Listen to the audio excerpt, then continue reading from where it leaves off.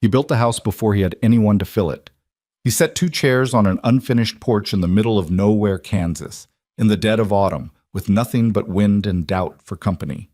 His neighbors said he'd lost his mind. Maybe he had.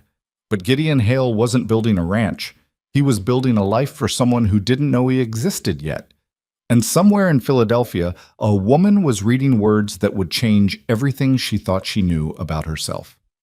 This is the story of 2 strangers, 2 chairs, and one impossible gamble that neither of them could afford to lose. If this story moves you, hit like, drop a comment with the city you're watching from. I want to see exactly how far these 2 chairs have traveled. The Kansas prairie in October doesn't care about you. That's the first thing you learn when you've been out here long enough, when the novelty of wide open space has worn itself down to something more honest, more indifferent. The sky does what it wants.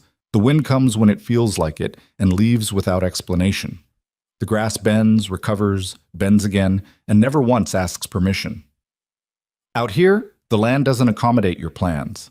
You accommodate its moods, or you pack up and go back east with your tail between your legs, and a story about how the frontier wasn't what you thought it would be. Gideon Hale had been on this particular stretch of Rooks County for going on 4 years by the autumn of 1879, and he had long since made his peace with the prairie's indifference. What he hadn't made peace with, what still snagged at him on long evenings when the work was done and the silence settled in like an uninvited guest, was the particular kind of loneliness that doesn't announce itself, the kind that sneaks up slow, the kind that doesn't hit you all at once, but accumulates, day after quiet day, until one morning you realize you haven't said a full sentence out loud in 4 days, and the sound of your own voice startles you. He was 31 years old. His hands were already the hands of a man 10 years older, cracked at the knuckles, rough across the palms, permanently darkened in the creases where the dirt had worked itself in too deep to come out with ordinary washing. His face had been weathered by 2 years of brutal Kansas summers into something lean and angular, the kind of face that people trusted instinctively, not because it was particularly handsome, but because it looked like it had survived something and come out the other side still upright. He was by any reasonable measure doing all right. He had 160 acres of mostly flat land under a homestead claim, a decent well that had never gone dry, 43 head of mixed cattle, and a reputation among the other settlers in the county as a man who kept his word and didn't complain more than the situation warranted. His wheat had come in solid for 2 of the last 3 years. The one bad year, 77, when the rains didn't cooperate and half his yield dried on the stalk, he'd managed without borrowing, which was more than most men could say. By the frontier's exacting standards, Gideon Hale was a success. But the house was still not finished, not because he lacked the skills. He'd built the frame himself over the first summer, straight and solid, without the amateur mistakes that plagued men who'd grown up in cities and thought homesteading was something you could learn from a pamphlet. The exterior walls were up. The roof was sound. He'd triple-checked the seams after the first hard rain, fixed the 2 spots where water had worked through. He had a proper door with iron hinges he'd bartered for in Stockton, and glass windows on the south side, which was a luxury most of his neighbors hadn't bothered with yet. But the interior remained roughly finished. The floor was packed earth in 2 of the 3 rooms. The fireplace in the main room worked, but hadn't been properly mortared along the top seam, something he kept meaning to fix. There were gaps between some of the interior wallboards that let the wind through at angles in the winter that made the whole space feel less like shelter and more like a suggestion of shelter. His nearest neighbor, a stubborn Norwegian named Anders Bjornson, who ran cattle on the adjacent section, had offered his opinion on the subject of Gideon's house roughly once a month for the past 2 years. "You're going to let it fall apart from the inside," Anders had told him last spring, leaning against the fence post at the property line with his arms crossed and his expression carrying the particular brand of Scandinavian disapproval that managed to communicate concern and contempt simultaneously. "A man finishes his house. You don't leave a house half done."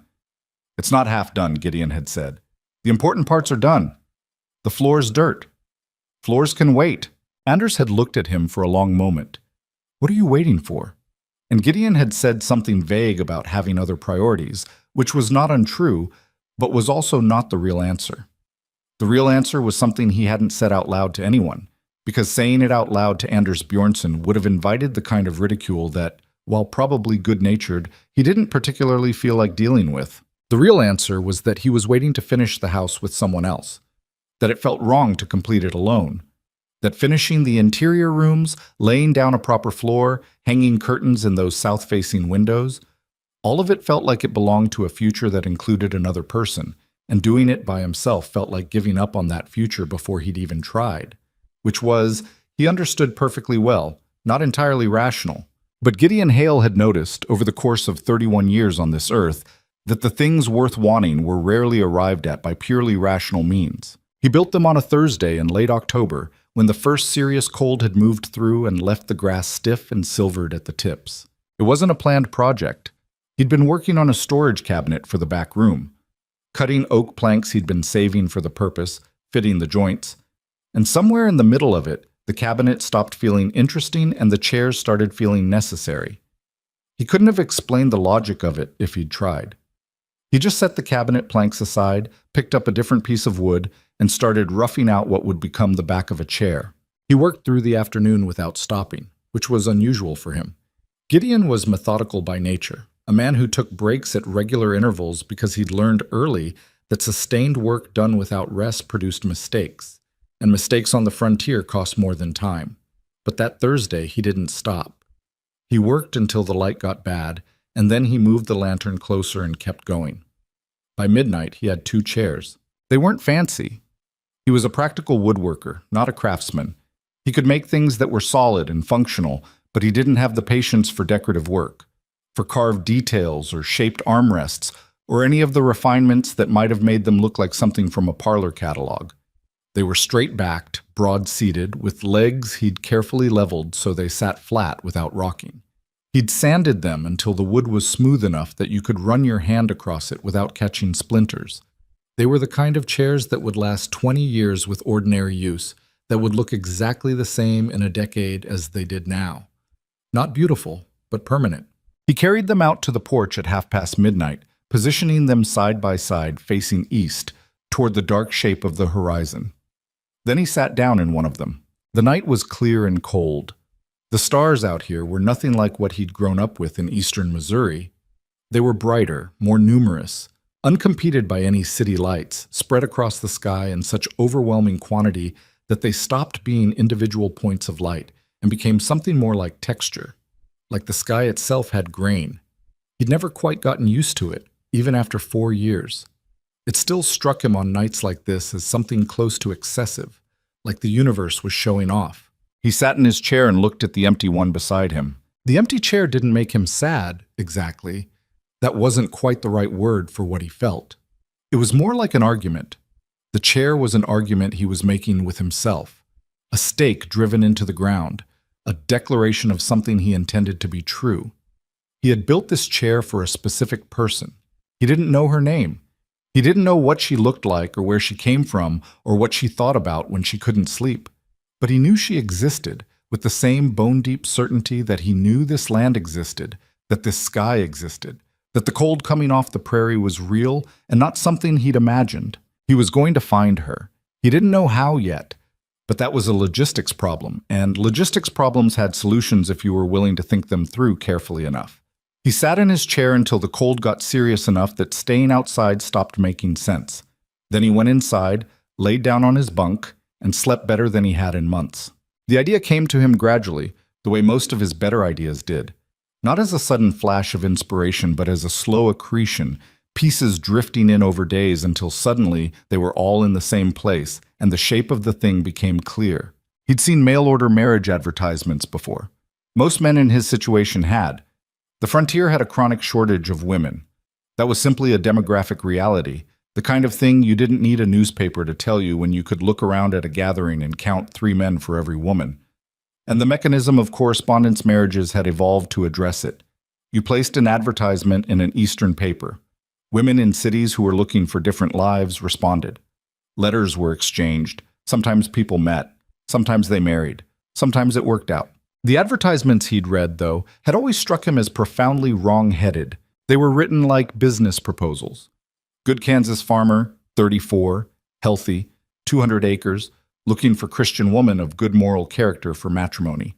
Or, young man of means and excellent reputation seeks wife, 18 to 25, willing to relocate west. They listed assets like an inventory. They described what the man could offer in economic terms, what he expected in return. Some of them were so transactional they might as well have been contracts for livestock. Gideon sat at the small table he used as a desk, a piece of paper in front of him, a pen in his hand, and thought about what he actually wanted to say. He wasn't interested in writing an advertisement that described his assets. Any woman reading such a thing would understand quickly enough that his assets, while respectable, were not spectacular. 43 head of cattle and 160 acres of prairie was not a fortune, no matter how it was framed. She would also understand that the life being offered was genuinely hard in ways that no amount of careful language could fully obscure. What he wanted to say was something else, something true. He wrote for a long time, scratching out sentences, starting over, getting frustrated, going for a walk, coming back and writing again. He went through 4 drafts. The 4th draft was still not right, but it was close enough that he could see what he was reaching for. The final version read, Kansas homesteader, 31, seeks a partner in the proper sense of the word. Not a housekeeper, not a decoration, not a woman willing to disappear herself into a man's existing life. I have built a house on 160 acres of open prairie in Rooks County, Kansas. The house is mostly finished. There is a porch that faces east, and I have put 2 chairs on it, side by side. One is mine. One is empty. I am looking for the person the second chair belongs to. I cannot promise comfort or luxury. I can promise honesty, steadiness, and a genuine interest in whatever you think and want and believe. If you have ever looked at your life and felt that its edges were drawn by someone else's hand and you wanted to redraw them, write to me. G. Hale, Rooks County, Kansas. He read it over 3 times. It was not what anyone would call a conventional advertisement. It was too long, too odd, too specific about things that weren't the normal subjects of such notices, and too vague about things that were. It said almost nothing about his finances, or his religious affiliation, or his family background. All the things that readers of these columns expected to be told. He folded it up and sent it to 3 papers, one in Kansas City, one in Chicago, and one in Philadelphia. Then he went back to work on the storage cabinet and tried not to think about it. He should have known Anders would hear about it. In Rooks County in 1879, information traveled at approximately the speed of gossip, which was considerably faster than information had any right to travel, given the distances between homesteads. It was Bjornson's youngest daughter, Ingrid, who'd spotted the advertisement in the Kansas City paper while visiting her cousin in Osborne. She'd brought the paper home, shown it to her father, and Anders had arrived at Gideon's fence line the following morning with an expression that suggested he'd been working on what he wanted to say for most of the night. I saw your notice, Anders said without preamble. He was a large man, broad across the chest, with a white blonde beard that had earned him the nickname the Old Viking among the other settlers, which he pretended to dislike and actually was rather pleased by. Good morning to you too, Gideon said. He was mending a section of fence that the cattle had leaned on too hard, and he kept his attention on the work. You wrote about the chairs. I did. You told the whole world about the chairs. I told 3 newspapers about the chairs. I don't know that that qualifies as the whole world. Anders was quiet for a moment. Gideon could feel the weight of his neighbor's assessment settling over the situation like weather. Finally, Anders said, It's strange, Gideon. I know. A man doesn't usually...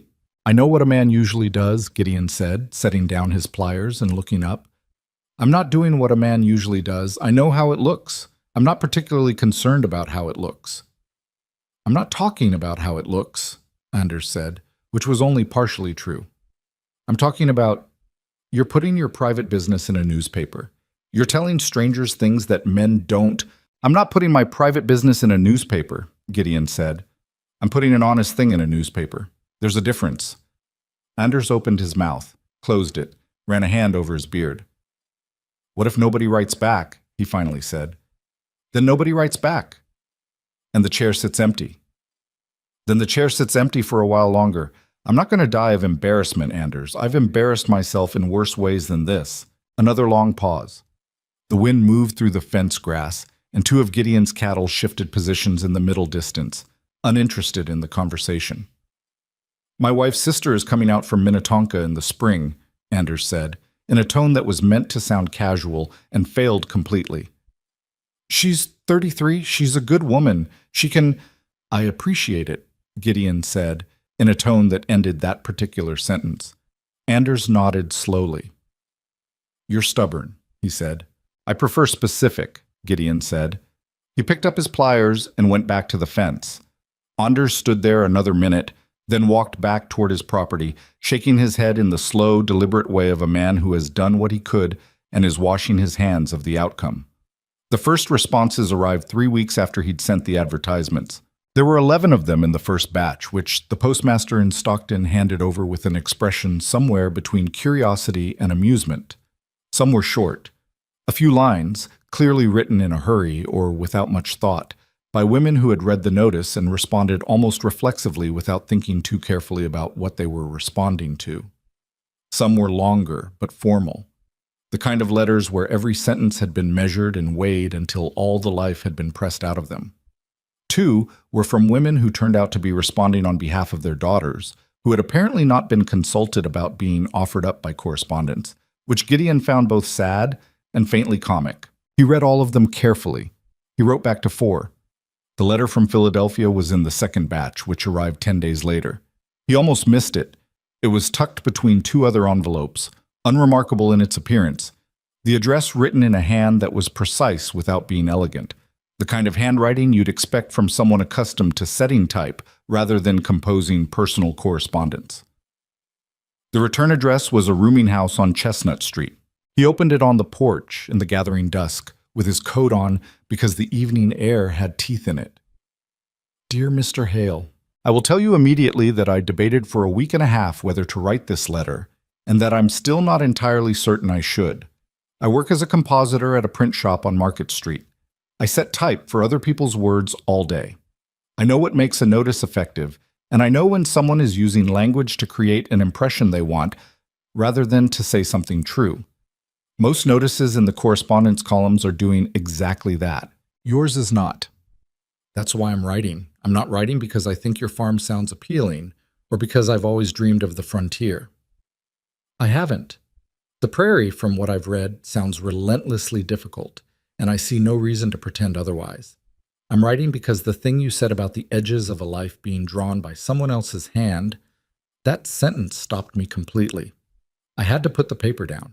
I've thought about that sentence every day since I read it. I'm 26. I'm not naive, though I suspect you'll wonder about that anyway. I'm also not particularly biddable, which is probably something you should know early. If you write back, tell me something true. Margaret Whitlock. Gideon read the letter twice. Then he sat in his chair, the one that was his, and looked at the empty one for a long time. He went inside and wrote back that night. Dear Miss Whitlock, something true. I started the second chair before I started the first one. I built the back legs and the seat of what became the empty chair, and then realized I was making 2 chairs, not 1. So the chair was always meant to exist. I didn't decide on it later. I don't know what that means exactly. But you said to tell you something true, and that's the truest thing I can think of right now. The prairie is relentlessly difficult. You're right about that. I won't dress it up. What do you do when you're not setting type? G. Hale. He sealed it, addressed it, and rode into Stockton the next morning before the sun was fully up to post it.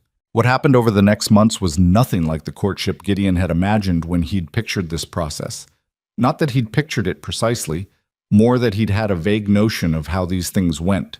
And the reality turned out to be both more awkward and more genuine than any notion he'd carried. The letters came and went every 10 days to 2 weeks. The exact timing depending on the mail routes and the weather and whatever pressures were operating on the other end. During the 3 weeks in December when a series of blizzards shut down the roads in and out of Stockton, he went without a letter from her for so long that he found himself inventing reasons to ride into town, ostensibly for supplies, in a way that he recognized as transparently motivated and couldn't quite make himself stop. What he discovered, letter by letter, was a person of considerable precision. Margaret Whitlock did not write the way women were supposed to write, the way the correspondence columns suggested women wrote, all softness and deference and carefully managed impressions. She wrote the way she thought, which was directly, with very little preamble and a pronounced intolerance for evasion. When she asked him a question, it was usually a question he'd been hoping to avoid, and when he tried to answer it in a way that was technically truthful but somewhat sideways of the real thing, she had an uncanny ability to identify what he'd done and call it out in her next letter without particular malice, but with complete clarity. You said you managed during the bad harvest year, but you didn't say what that meant specifically. What did it actually mean? Did you go without things? Did you borrow? Did you consider leaving? He'd written back, I ate less than I should have for about 4 months. I didn't borrow. I didn't consider leaving, but I also didn't think much about it, which might be worse. Maybe I should have considered it and consciously decided to stay. Instead, I just never thought of going. She'd responded, I think that's important, that you didn't think of leaving. I think that tells me something about how you're built.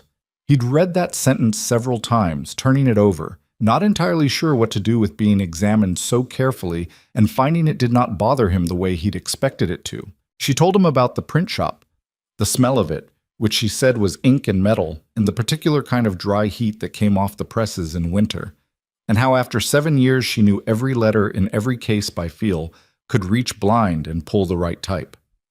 She told him about the other compositors, mostly men who had been initially hostile to her presence, and then, over years, become something like colleagues, in the grudging, competitive way of people who respect what someone can do, even when they'd rather not.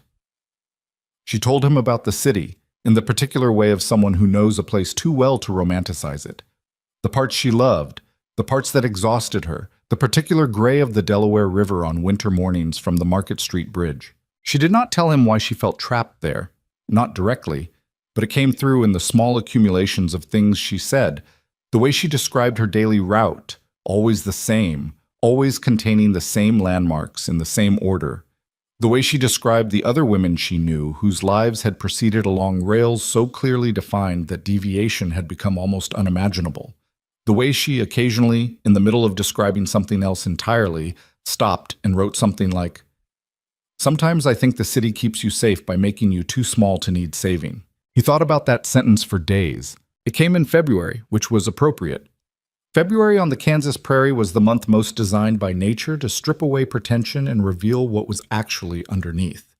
It started with something small, which was how the real disagreements usually started. He had written, describing his plans for the coming planting season, about his decision to reduce his wheat acreage and expand his cattle operation. It was a sound decision. He'd done the calculations 3 times, talked it through with 2 neighbors whose judgment he respected, and arrived at the same conclusion each time. Wheat prices were unpredictable and trending in the wrong direction, while beef prices in the eastern markets were solid.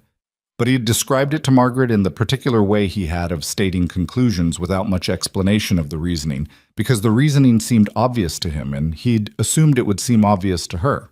It did not seem obvious to her. You've made this decision alone, she wrote, and the sentence was so short and so stripped of anything decorative that it landed like a stone through glass.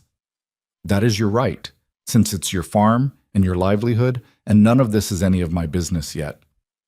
But I want to be honest with you.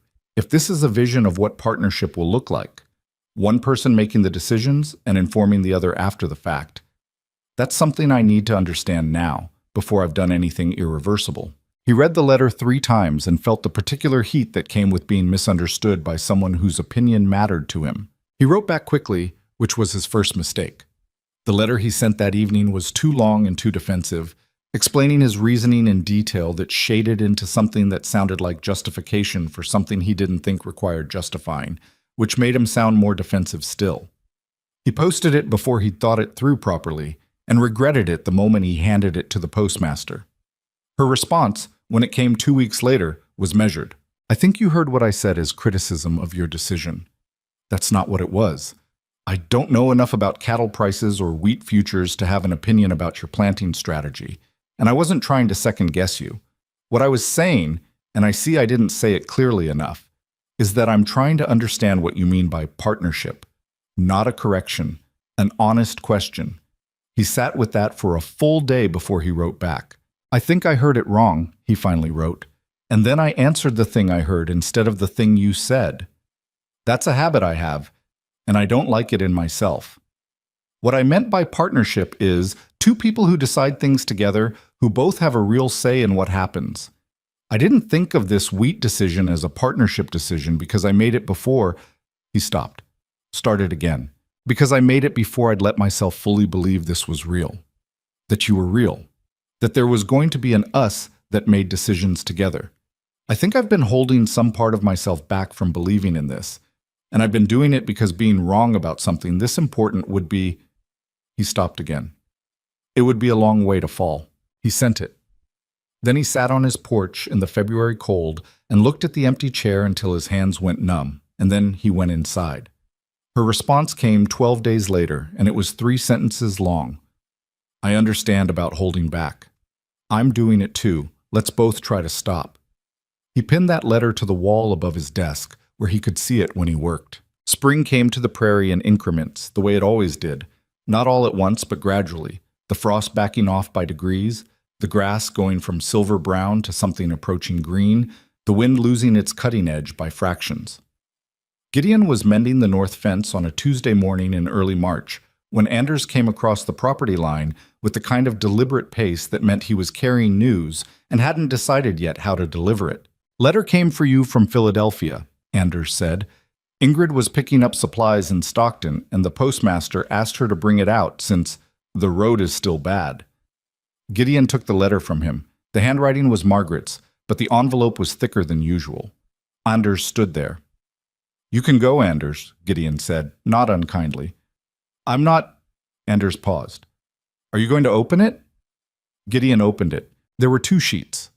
He read the first one, and his expression did something that Anders, watching from a polite but insufficient distance, could not quite interpret. He handed the first sheet to Anders. Anders read it. His eyebrows went up, then down. Then he read it again. "Gideon, I have to tell you something that I don't know how to tell you, so I'm going to say it plainly. My father had a stroke 3 weeks ago. He's alive, and the doctors say he may recover substantially, but he needs care, and there's no one else. My brother is in Baltimore, and I'll just say he's not reliable. I can't leave Philadelphia. I don't know for how long. I don't know if this changes everything between us. I'm afraid it does. I'm also afraid to say that because I don't want to give you a reason to stop writing. Tell me what you think, please." Anders read to the end of the page. Then he looked at Gideon, who was already reading the second sheet. "What does the second page say?" Anders asked. Gideon read it through once more, then handed that page over too. The second page was half blank. The words that were there were in the same precise hand as the first, but something in them was different. Something in the pressure of the pen, the way the letters sat on the page. "I sat down to write you 3 times before this letter. Wrote 2 full drafts and tore them up because they were me trying to sound like I had it together, and I don't have it together. I watched my father not recognize me for about 30 seconds last Tuesday, and then he did, and then he cried, and I held his hand and didn't say anything because there was nothing to say, and later I walked home along Chestnut Street in the cold and thought about 2 chairs on a prairie porch that I've never seen and thought, I want to be there. I want to be somewhere that is not here. I know that's not fair to you. I'm saying it anyway." Anders folded both sheets with surprising care and handed them back to Gideon. They stood in the thin March sun for a moment. "Well," Anders said. "Well," Gideon agreed. "What are you going to write back?" Gideon was already walking toward the house. "I don't know yet," he called back, "but I'm going to get it right this time." He wrote for 4 hours. He went through 3 complete drafts. He told her that the chairs were not going anywhere. He told her that the second chair had waited this long already and could wait longer, and that patience was not a particularly difficult thing for him, that he'd been practicing it for years without realizing it was practice.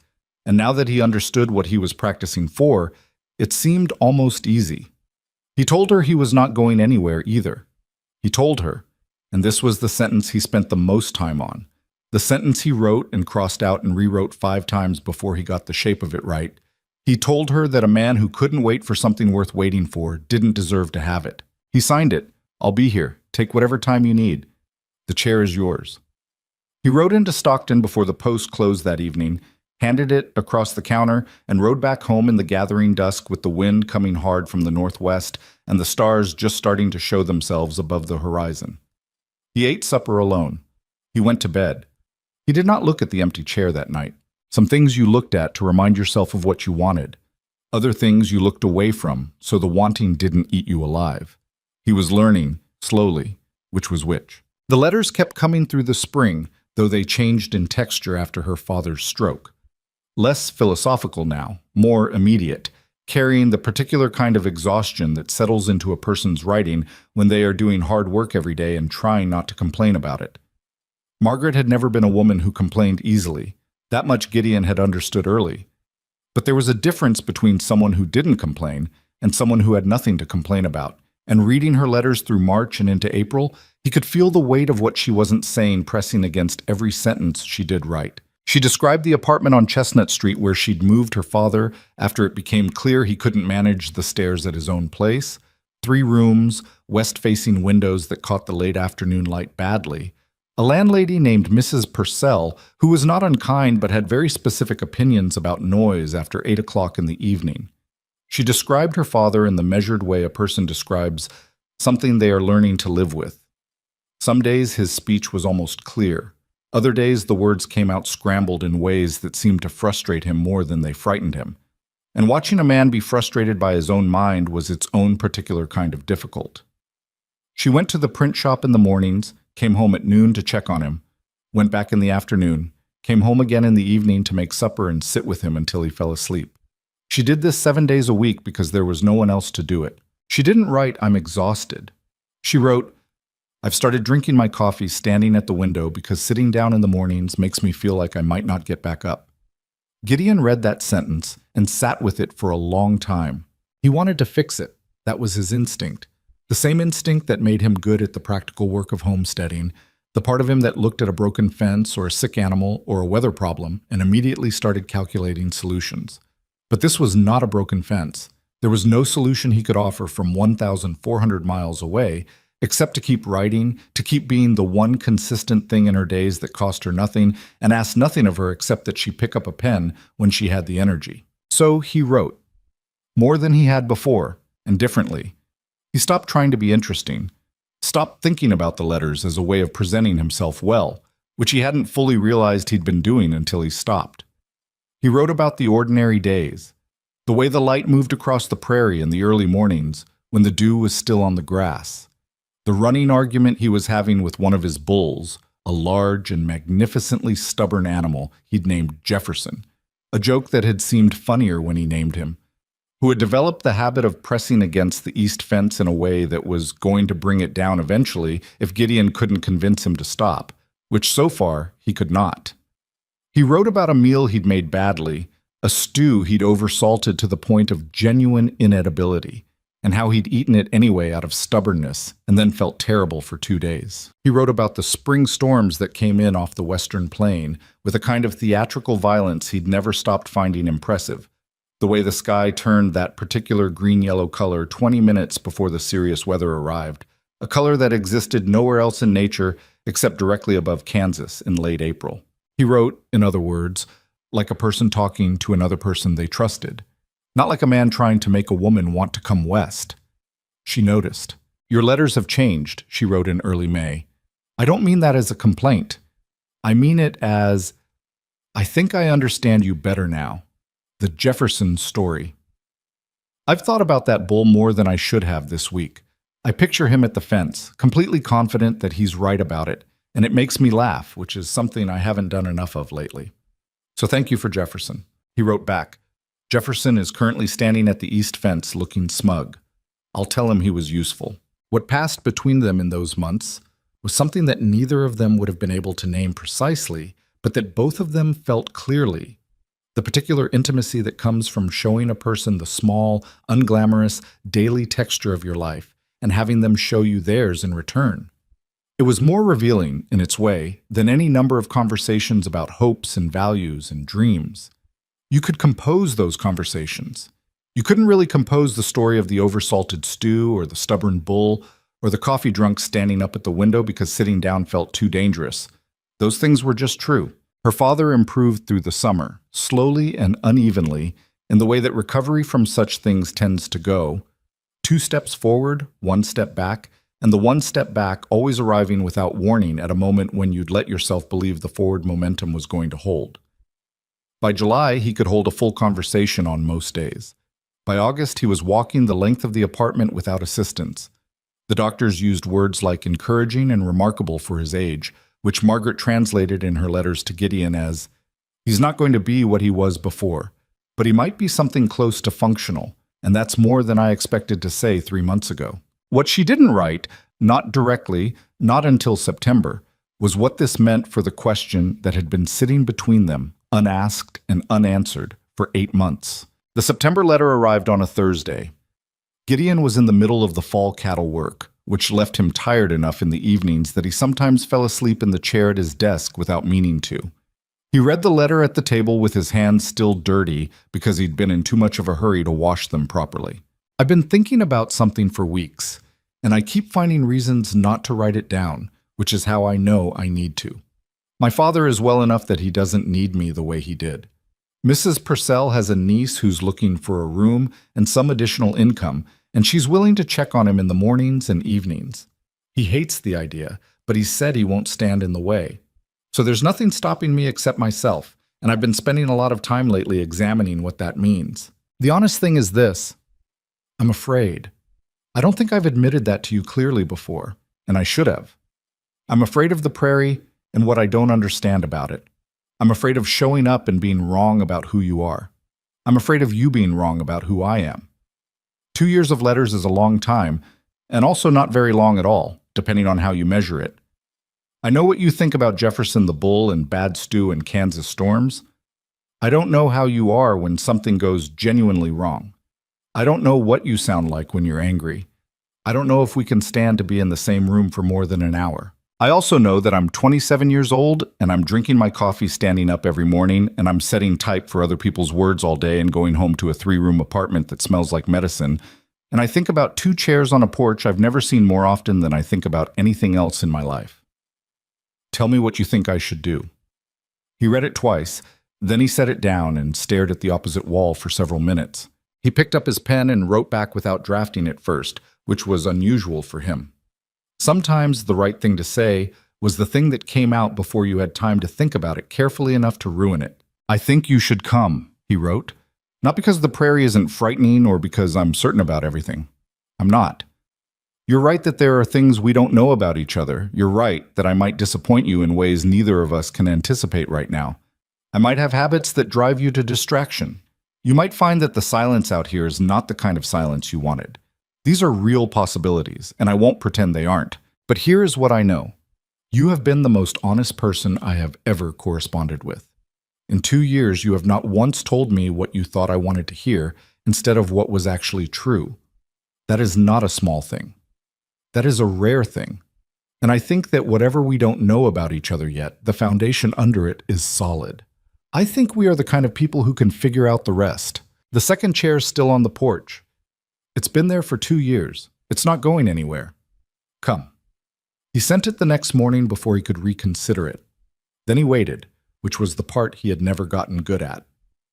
October arrived with a cold that had teeth in it, and with Anders Bjornsson materializing at the fence line with the particular frequency that indicated he was monitoring the situation and had opinions he was restraining himself from sharing, which for Anders was a meaningful effort. "Anything?" Anders said one morning in early October, nodding toward the house in a way that somehow communicated the entire context of the past 2 years, without requiring any additional explanation. "I'm waiting," Gideon said. "You've been waiting." "I have." Anders was quiet for a moment. Then, "Ingrid's cousin in Osborne. The one who showed me your notice in the paper last year. She's mentioned you. She thinks you're Anders. I'm just saying." "I know what you're saying," Gideon said. "The answer is no." Anders sighed with his whole body, the deep Scandinavian sigh of a man who believes he is surrounded by unnecessarily complicated people. "How long are you going to wait?" "As long as it takes," Gideon said, and meant it in the way he'd meant very few things in his life. Completely, without reservation, without the small interior asterisk that qualified most declarations. Anders looked at him. Something in Gideon's expression apparently settled the question, because Anders just nodded once, the way he nodded when he'd received information and was filing it away. "All right," he said, "come for supper on Sunday. Astrid is making something with pork." "I'll be there," Gideon said. The letter he'd been waiting for arrived the second week of October, on a Tuesday, brought out from Stockton by the same route as before. The post, then Ingrid, then the fence line. He was aware, reading his name on the envelope in that precise compositor's hand, that his heart was doing something irregular and undignified, which he would not have admitted to anyone. He opened it. "All right," it said. "I'm coming. I've booked passage on the Kansas Pacific from Philadelphia to Stockton. I arrive November 14th at 2:15 in the afternoon, assuming the schedule holds, which, from what I understand about Western rail travel, it may not. I've given notice at the print shop. I've arranged for Mrs. Purcell's niece.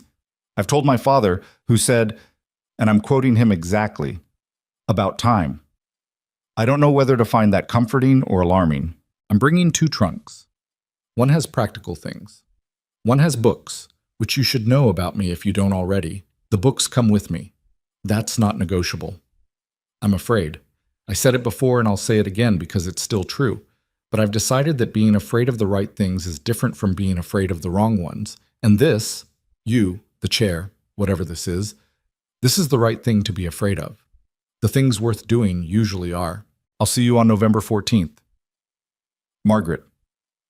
He read it 3 times. Then he stood up from the table, put on his coat, walked out to the porch, and sat down in his chair.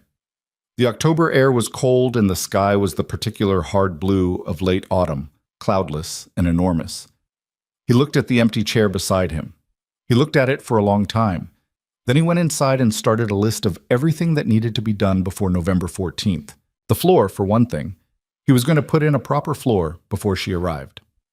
The next 4 weeks were the busiest of his life, which was saying something for a man who had spent 4 years homesteading. He finished the interior walls in the main room first, filling the gaps between the boards, making the space actually weatherproof rather than theoretically so. He laid a wood floor in 2 of the 3 rooms, working by lamplight on the evenings when the days weren't long enough, his back aching by the end of each session in the way that 45-year-old work was already beginning to assert itself on his 31-year-old body. He finished mortaring the fireplace. He hung proper curtains on the south windows, bought them in Stockton rather than making them, which felt like a concession to practicality rather than incompetence. He built 2 more pieces of furniture that the house actually needed, a proper table for the main room that could seat 4 instead of the small workbench he'd been eating at, and a proper wardrobe for the bedroom because he understood dimly that 2 people required more storage than 1, and he wanted to have that ready rather than be confronted with its absence on arrival. Anders came over one Saturday afternoon in early November and stood in the doorway of the main room looking at the transformation with an expression that was unreadable for about 30 seconds before he said, "What does mean?" Gideon said, not stopping what he was doing, which was fitting the last section of floorboard along the wall. "It means it looks like a house," Anders said. "It looks like someone actually lives here."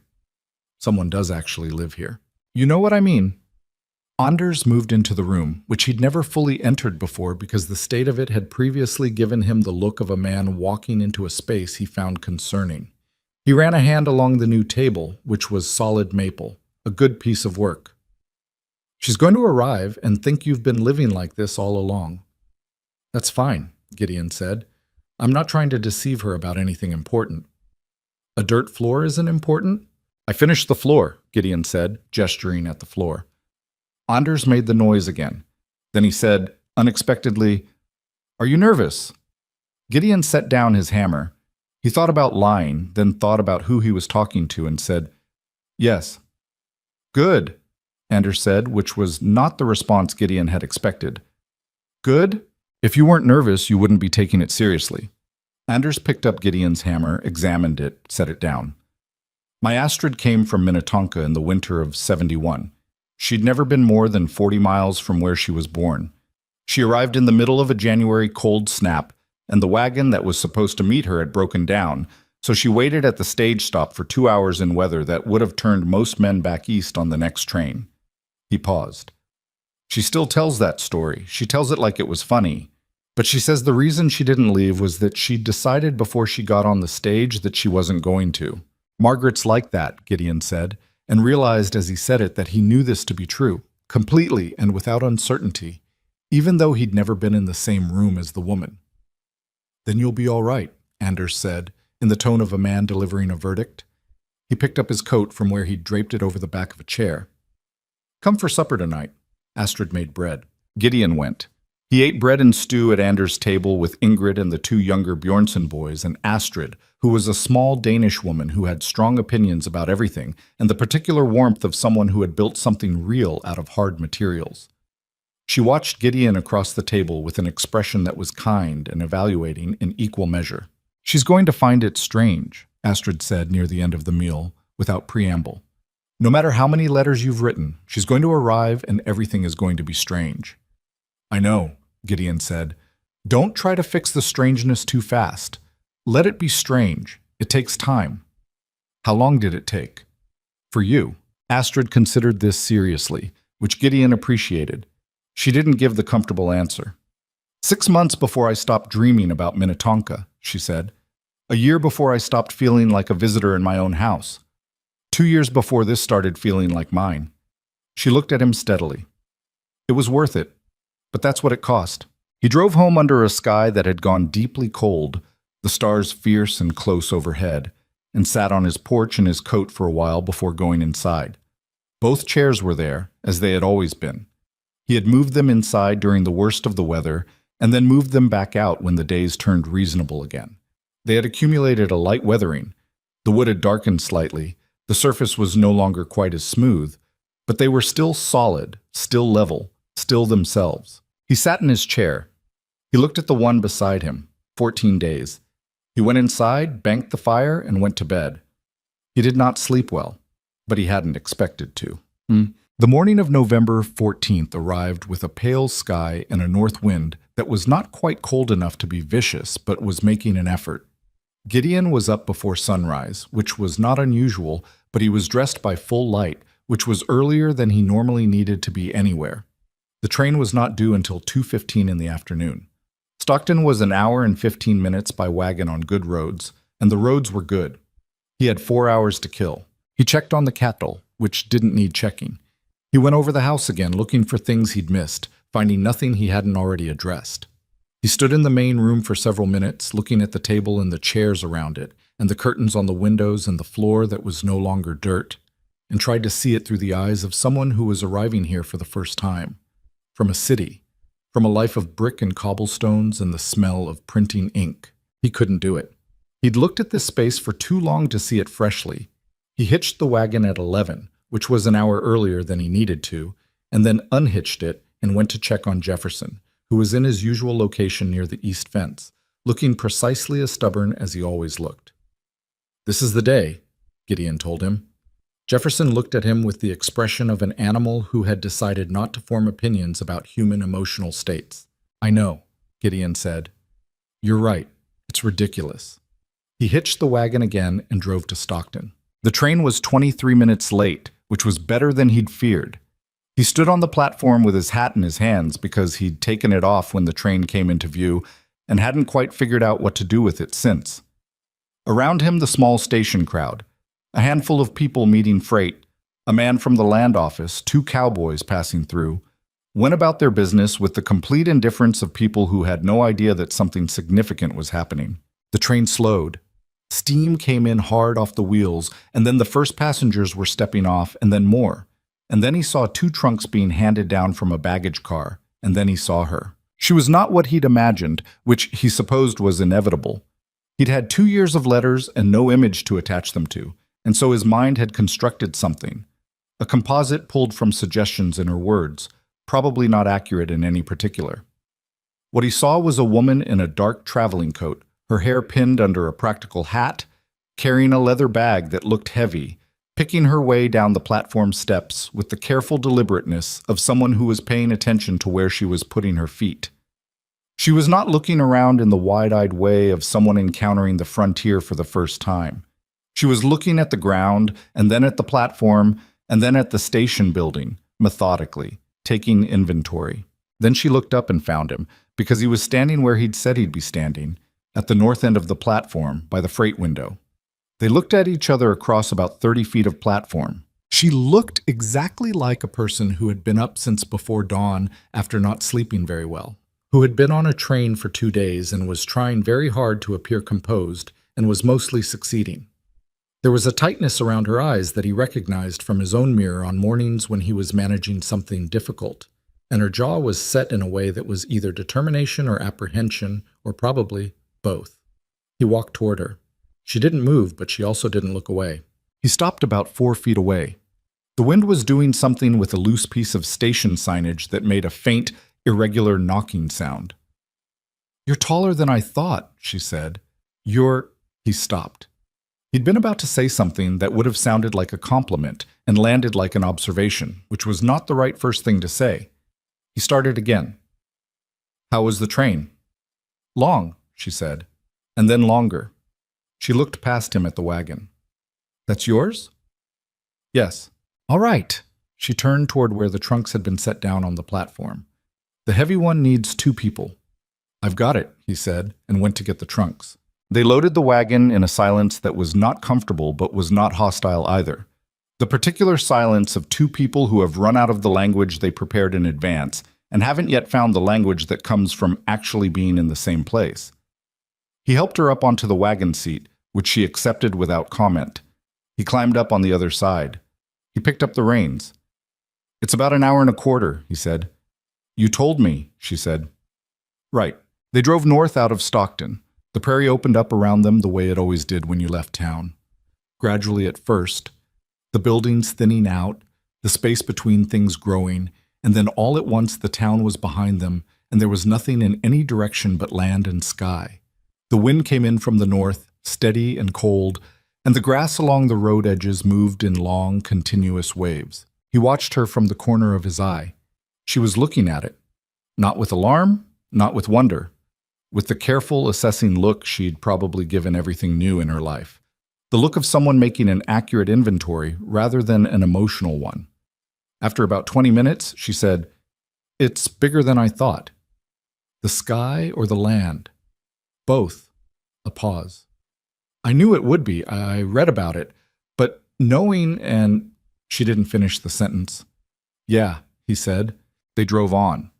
The silence this time was different, marginally easier, the kind that comes after 2 people have said one honest thing to each other in the same physical space. "I brought 43 books," she said after a while. "I know. You said 2 trunks. One trunk is all books. The other has everything else." She glanced at him. "That's a lot of books." "I built shelves last week," he said. She looked at him. "You didn't mention that." "I wanted it to be there when you arrived." She looked back at the road. He couldn't see her expression from the angle. The wagon wheels turned on the packed earth, and the wind pushed at them from the north, and the light was going gold and low in the way that late November afternoons did out here, turning the grass the color of old copper. "Tell me about Jefferson," she said. He told her about Jefferson. By the time they turned onto his property road, the worst of the silence had gone out of the air between them. Not all of it. There was still something careful and watchful in the way they were both holding themselves. The awareness of 2 people who were each trying to take in too much information at once without letting the other one see how hard they were working at it. But the worst was gone. The house came into view at the end of the road, and then the porch, and then the 2 chairs, sitting exactly where he'd left them that morning, facing east, side by side. He felt rather than saw her go still beside him. He pulled the wagon to a stop in front of the house. He climbed down, went around, helped her down. She stood in the yard, and she looked at the porch. She walked toward it without saying anything. He let her go. She went up the 2 steps, crossed the porch, and stood in front of the chairs. She stood there for a moment that felt longer than it was. Then she sat down, not in his chair, in the other one, the one that had been empty for 2 years. She sat in it, and she looked east, where the prairie ran on until it met a sky going orange and purple at the edges, and she put her hands in her lap, and she was quiet. He stayed where he was in the yard and watched her, and he did not say anything either, because there was nothing to say that wouldn't make the moment smaller than it was. After a while she said without turning, "It's a good chair." I made it the same night I made mine, he said. I know, you told me. She was quiet again, then, you were right about the view. He walked up the porch steps. He sat down in his chair.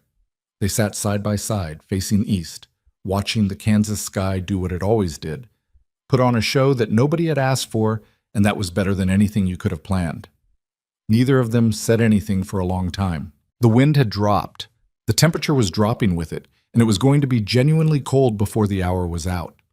Eventually, she was going to need to go inside and see the house for the first time, and there was going to be supper to make and trunks to unload and all the ordinary machinery of life to set in motion, and none of it was going to be easy or smooth or without its own particular difficulties. But right now, there were 2 chairs on a porch, and both of them were occupied, and the sky was doing something unreasonable above the Kansas prairie, and Gideon Hale sat in his chair and felt, for the first time in longer than he could precisely remember, that the shape of things was right. The first morning was the hardest. Margaret woke before dawn in an unfamiliar room with unfamiliar sounds pressing in through the walls. The particular creak of a house settling in the cold, the wind finding the places it could get through despite Gideon's careful work, the distant low of cattle that she'd never heard as anything but a distant and abstract sound, and now were simply there, 50 yards from where she slept, as real and immediate as anything she'd ever known. The room was dark in a way that city rooms never were. No gas lamps on the street outside, no light from neighboring windows, nothing at all except the faint gray beginning of something that might eventually become morning seeping under the door from the direction of the main room where Gideon had already apparently been up for some time. She lay on her back on the bed that was not her bed, in the room that was not her room, and she stared at the ceiling she could barely see, and she thought, I have done an enormous thing and I cannot undo it. That was not quite panic. She'd felt panic before. The morning the foreman at the print shop told her the owner wanted to see her about a complaint a customer had made. The day she'd gotten the telegram about her father. And this wasn't that. Panic had a specific physical quality, a narrowing, a sense of being trapped. This was different. This was more like standing at the edge of something very large and feeling the full weight of the distance between where she was standing and the bottom, while also understanding that she'd already stepped off and was now simply in the process of falling. And falling was what was happening, and there was nothing left to do but fall well. She got up. The floor was cold under her feet. She dressed quickly, the way she'd learned to dress in the apartment on Chestnut Street where the landlady kept the heat at a level that was technically above freezing and not much more. She found her boots, laced them. She stood in the middle of the room for a moment, her breath faintly visible, and then she opened the door. Gideon was at the stove. He'd built the fire up, and the main room was substantially warmer than the bedroom, and he was making coffee in the way of a man who had been making his own coffee for so long. He did it without thinking, measuring by eye, moving efficiently without hurrying. He heard her come out and looked up. "Morning," he said. "Morning," she said. There was a pause of several seconds in which both of them understood that the previous evening, the porch, the chairs, the strange quiet peace of sitting beside each other while the sky went dark, had not resolved anything about the practical reality of being 2 people who did not know each other's habits yet, living in the same house, and that the day was now officially starting. "Coffee's almost done," he said. "Thank you." She sat down at the table. He set a cup in front of her when the coffee was ready, and then he stood at the window with his own cup the way she'd told him she stood at her window in Philadelphia, and she wasn't sure if he remembered telling her that and was doing it deliberately or if it was just what he did, but either way, she noticed it. They drank their coffee. Outside the window, the prairie was beginning to emerge from the dark, the flat line of the horizon sharpening against a sky that was going from black to deep blue. There was frost on the grass. "What do you need to do today?" she asked. "Cattle first," he said. "Then I need to check the north fence before the ground freezes too hard. Probably 3 or 4 hours of outside work." He looked at her. "You don't have to do anything today. You just got here." "I'm not built for doing nothing," she said. "Tell me what needs doing inside." He told her. It was a straightforward list, the kind of household work that accumulated when one person had been managing a space alone, with all the gaps and compromises that implied. She absorbed it without comment, and when he'd finished his coffee and put on his coat and gone out, she started on it. The first week was a study in mutual awkwardness, which was what Astrid Bjornson had predicted and which being prepared for did not make significantly easier. They were two people with established habits sharing a space that had previously accommodated only one set of habits, and the friction was constant and mostly small. He was up earlier than she was. She reorganized things, the kitchen especially, where his system of storage was purely spatial memory rather than any logical order, and he had to actively stop himself from moving things back out of habit. She burned 2 meals in the first 4 days because the stove ran hotter than the one she was used to, and she was furious with herself each time in the contained, private way of someone who considers incompetence at ordinary tasks a personal failing. He ate both meals without complaint, which she recognized intellectually as the right thing for him to do and which irritated her anyway, though she couldn't entirely explain why.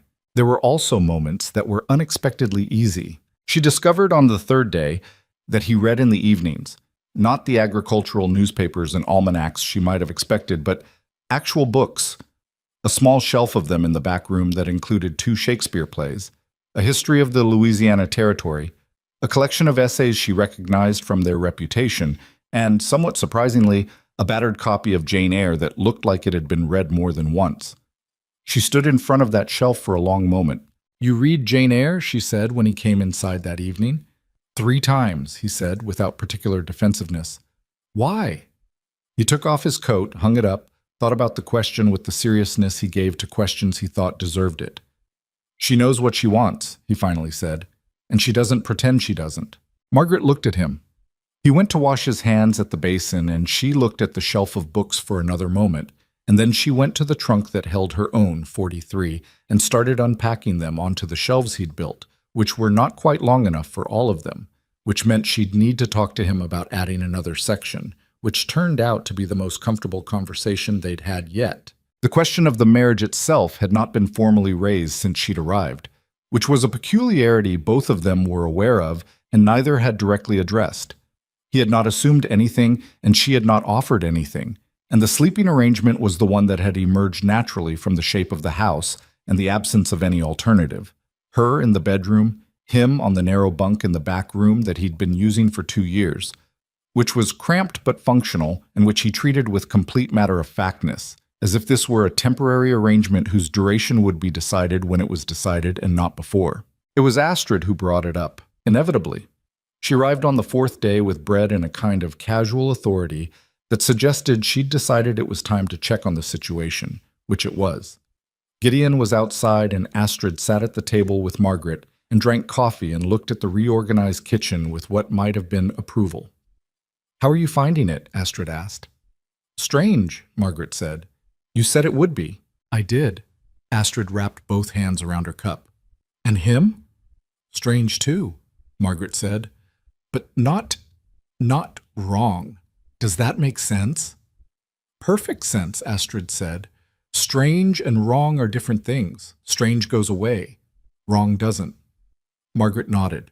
She turned her cup in her hands. "I need to ask you something that I can't ask him yet." "All right. The women out here, the married ones, what are they actually... How much of the work is..." She stopped, regrouped. "I was a compositor for 7 years. I had a salary. I had a skill. I made decisions. I'm trying to understand what I'm coming into, whether there's room in this life for that person or whether she gets put away." Astrid was quiet for a moment, long enough that Margaret wondered if she'd asked the wrong thing in the wrong way. "It depends on the man," Astrid finally said. "Some men out here, the woman disappears." "That's true. But you've read his letters for 2 years. Do you think that's him?" "No," Margaret said without hesitating. "Then don't start by assuming it is," Astrid said. "The women who have the hardest time out here are the ones who arrive already fighting a battle that hasn't started yet." She looked at Margaret steadily. "But ask him. Don't wonder about it. Ask him." Margaret asked him that evening, at supper, in the direct way she had of doing things she'd decided to do. Without preamble, without softening, because softening things was a habit she'd never acquired and didn't intend to start. "I need to know what you expect of me," she said. He looked up from his plate. "Not generally," she said. "Specifically. I'm not going to be a person who manages a house and nothing else. I'm not built for it, and I don't think you want that anyway, but I need to hear you say it." He set down his fork. He thought about it. She could see him thinking about it, not performing thought but actually doing it, which was one of the things she'd identified about him in the letters, and was finding to be equally true in person. He didn't answer quickly because he wanted to make sure he answered right. I put an advertisement in 3 newspapers, he said, that said specifically I didn't want a housekeeper or a decoration. I meant that. I want someone who thinks, who has opinions about how things are done and argues with me when she thinks I'm wrong. I built this place alone for 4 years, and there are things I haven't done well because I only had one way of looking at them. He paused. I need a partner. I meant that word when I wrote it. She held his look for a moment. All right, she said. Then I want to understand the finances. All of it. What you own, what you owe, what comes in and what goes out. Not because I think you've been careless, because I can't think about how to improve something I don't understand. He got up, went to the desk in the back room, and came back with a ledger book that he laid open on the table in front of her. Start anywhere, he said. She started at the beginning.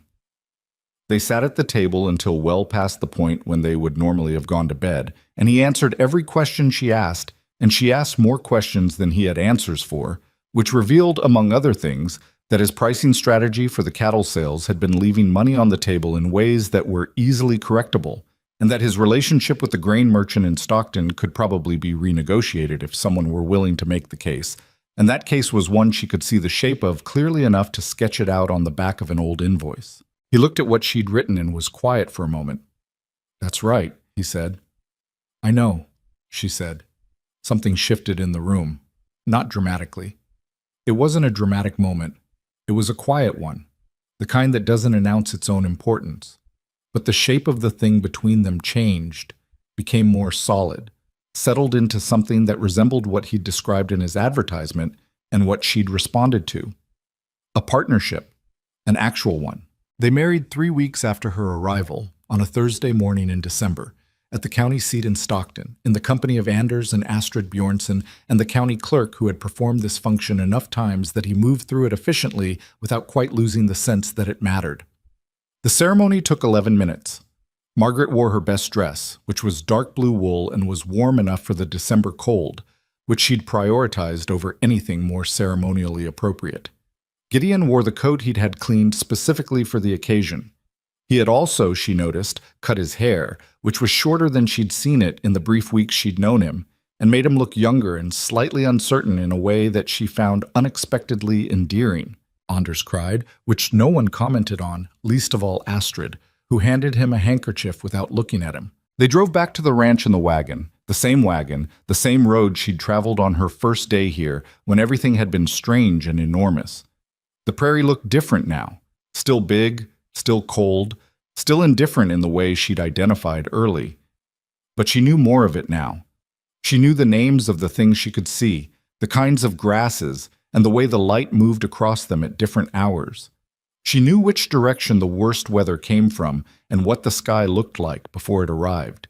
She knew that the east fence needed ongoing monitoring and that Jefferson, despite his reputation, had actually come up to the fence and breathed on her hand one morning in a way she'd classified as tentative friendliness, though she hadn't told Gideon this because he would have been insufferably pleased about it. She was not yet at home here, but she was beginning to learn the address.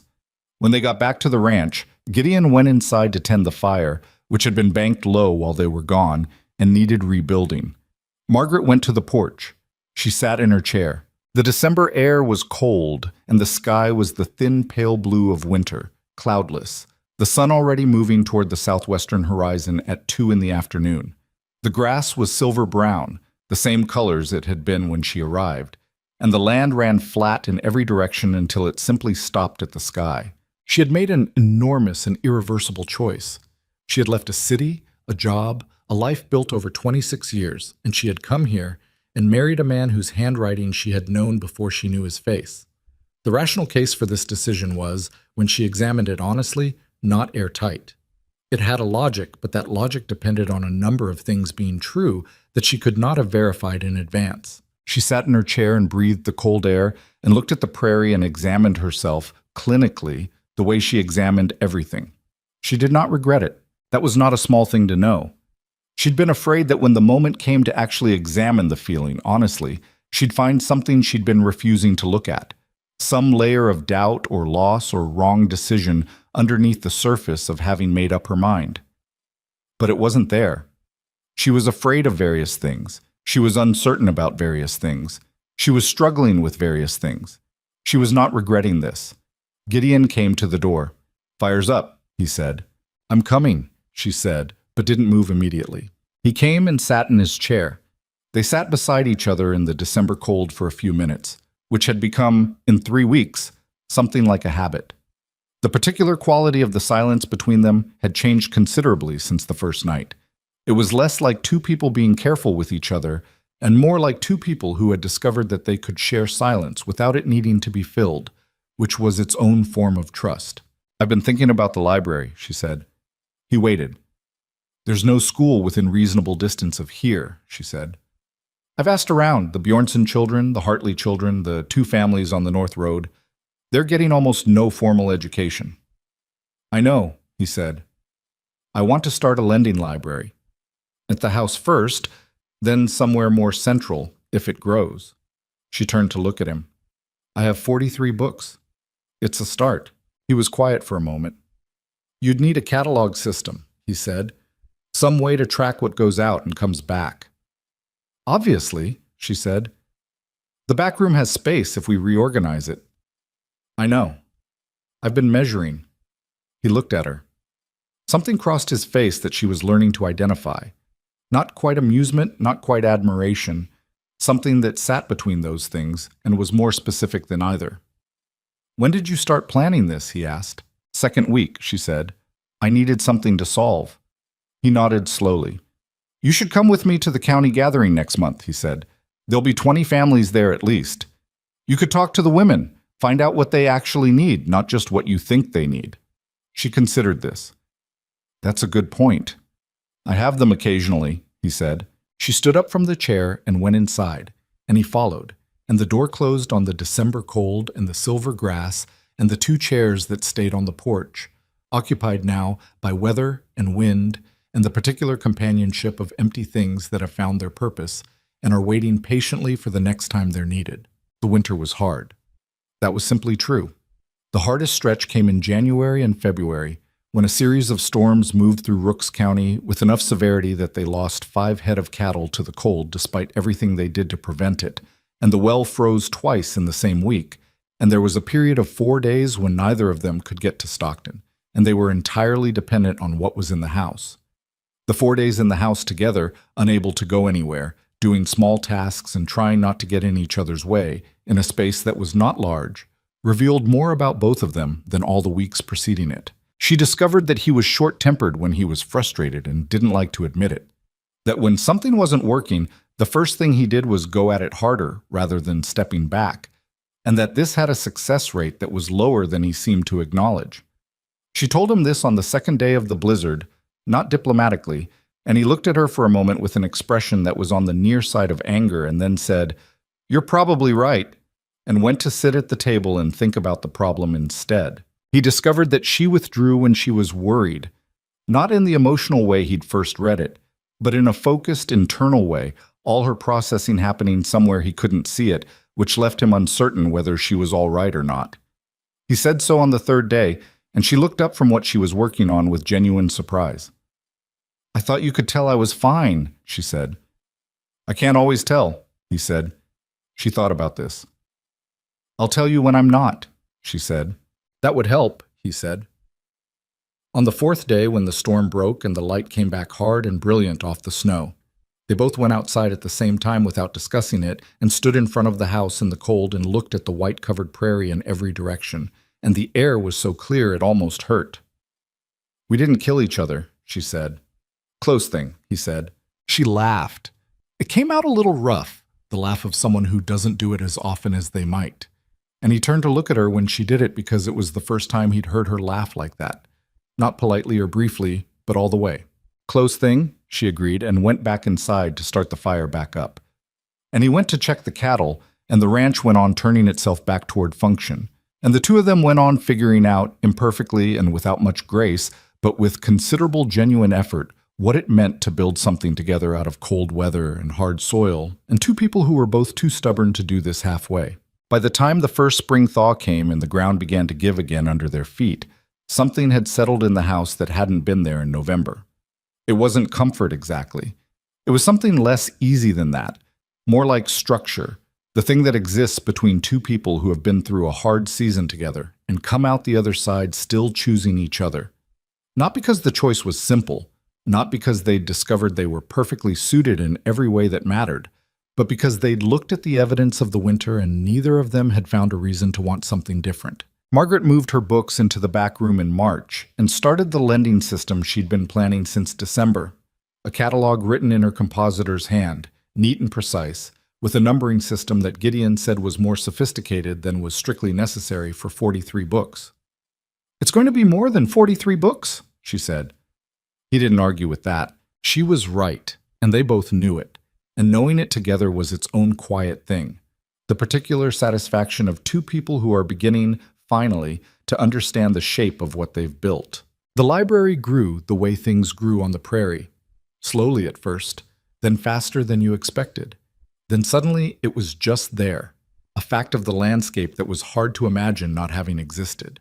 By the second spring, Margaret had accumulated 81 books through a combination of her own editions, donations from families in the county who had volumes they weren't using, and a carefully worded letter she'd sent to a publisher in Chicago explaining the situation and asking if they had any damaged or surplus inventory they'd be willing to part with at reduced cost.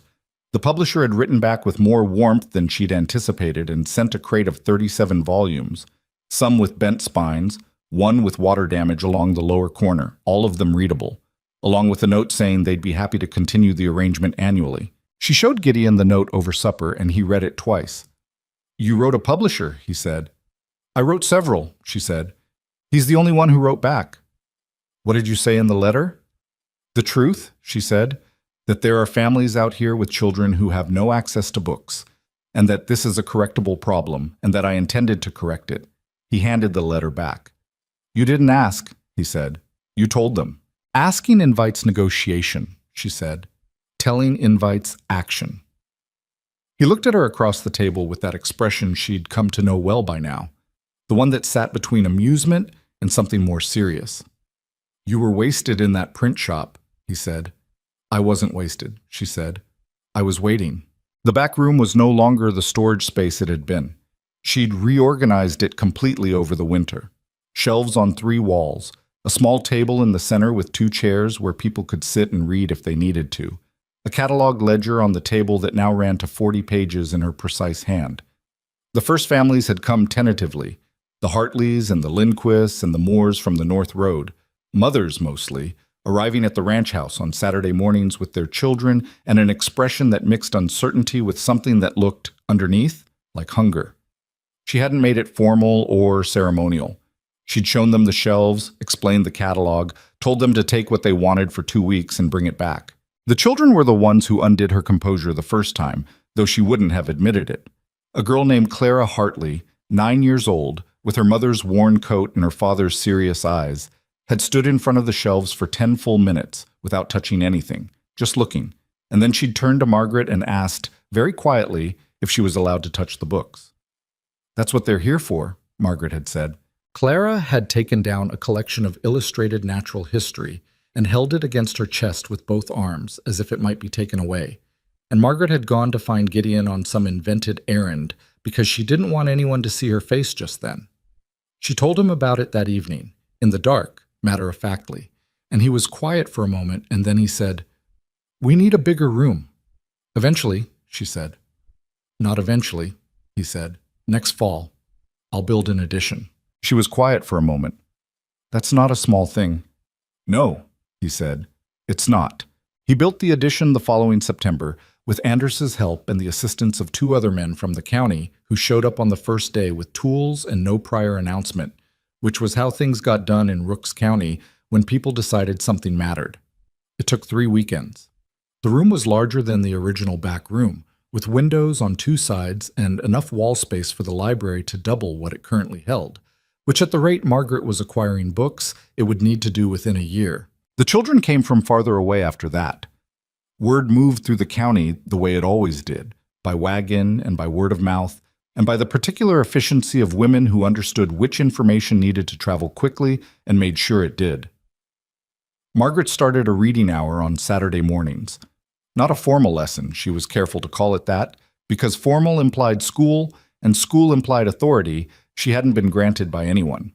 It was simply an hour where children who came to the library could sit and listen to someone read aloud, and she would answer questions afterward about what they'd heard. The questions were consistently the best part of her week. Gideon came to the reading hour once in the early months, standing in the doorway so he wouldn't take up a chair. He watched her handle a question from a 12-year-old boy named Thomas More, who wanted to know why the Romans had fallen, and he watched her take the question completely seriously, not talk down to it, and give an answer that was accurate and honest and didn't pretend the world was simpler than it was.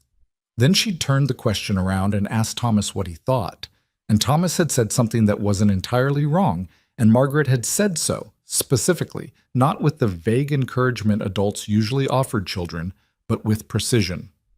That part is right. This part needs more thought. Here's why. Thomas More went home that day and told his father he wanted to be a lawyer. His father, a quiet man named Russell Moore, who ran a small spread 2 miles north, came to the ranch the following week to talk to Gideon. "My boy," Russell said, in the manner of a man not entirely sure how to frame what he was trying to say. "He's talking about law school." "I heard," Gideon said. "He's 12. Margaret was 26 when she decided to come to Kansas, Gideon said. "Decisions made when you're young sometimes stick better than ones you make later." Russell thought about this. He was a careful man, not given to quick conclusions. "She's something," he finally said, nodding toward the house. "She is," Gideon agreed.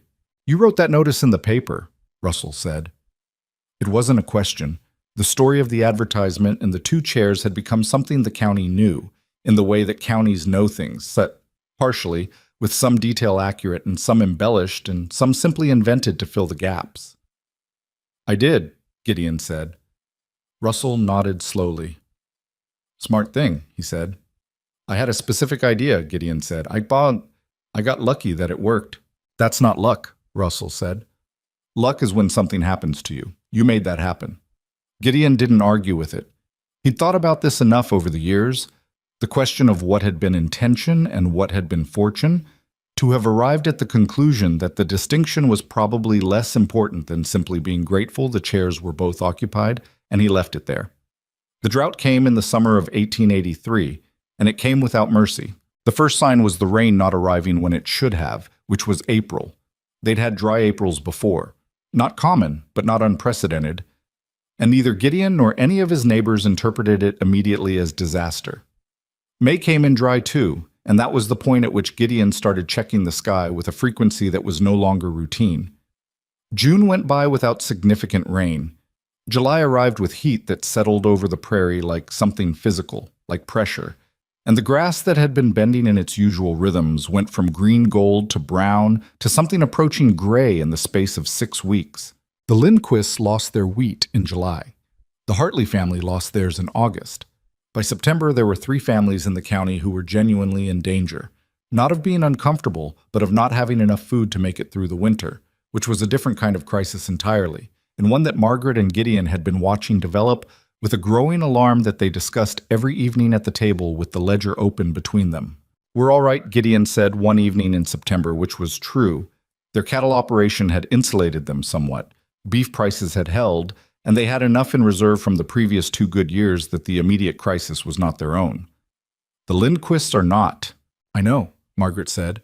She'd been doing calculations on a separate piece of paper, a column of numbers that represented what they had and what they could spare without endangering themselves. "We can give them enough grain to get through February, maybe March, if it's rationed carefully. We can give it, or we can sell it to them at a reduced price," Gideon said. "Anders was saying Eric Lindquist won't take charity." "Anders is right," Margaret said. "He won't. So we sell it to him at a price that is technically accurate, but low enough to be manageable. And we don't call it anything other than a transaction." She paused. "And we talked to Russell Moore and the Bjornsons about the Hartleys. The Hartleys have 4 children, and their situation is worse." Gideon looked at her across the table. She was 30 years old now, and the years on the prairie had changed the surface of her in ways she was mostly unbothered by. Her hands had roughened, there were lines around her eyes from squinting in the prairie sun, and she'd stopped caring about her hair entirely except for the matter of keeping it out of her way while she worked. The person underneath was recognizably the same as the one who'd written him careful, precise, slightly combative letters from Philadelphia, but the combativeness had found its targets, was directed outward now, at problems, at deficiencies in the world, at things that were wrong and could be made less wrong if someone was willing to think it through and do the work. He'd never told her how much he admired this. He showed it in the way he agreed with her plans and stayed out of her way when she was executing them and backed her decisions in front of other people. He wasn't sure he had the right words for the rest of it. "You've already talked to Astrid," he said. "Yesterday," she said, "while you were in Stockton." "And?" "Astrid is bringing food. She wants to be the one to take it to the Hartleys because Clara comes to the library and she thinks Clara's mother will accept it from her before she'd accept it from me." Margaret made a mark in the ledger. "She's probably right." "You're going to organize the whole county through a drought," Gideon said. "Someone has to," she said, without looking up. He wanted to say something that conveyed the thing he felt, which was large and didn't have a simple name. Instead, he said, "You're going to need help with the Saturday readings while this is happening. You can't do everything." She looked up. "I know. I was thinking about Clara's older sister. She's 15 and she's read everything in the library at least once. She could manage it while I'm occupied." "Ask her," he said. "I already did," she said. She said yes. He laughed. It came out genuine. The laugh of a man who has stopped being surprised by his wife's capability and is simply entertained by the consistency of it. She looked at him with the expression she had when she was pretending not to be pleased by something, which was also a thing he'd come to know well. "Go check on the cattle," she said. "Yes, ma'am," he said and stood up, and she went back to the ledger and the ranch went on. The drought broke in October, which was late, but not too late for the people who'd made it through. 3 families had left the county during those months, loading what they could carry and heading east with the particular expression of people who had tried a thing honestly and found it beyond them, which Gideon respected without judgment, because he knew what the prairie cost, and the people who stayed were not braver than the ones who left, only differently built.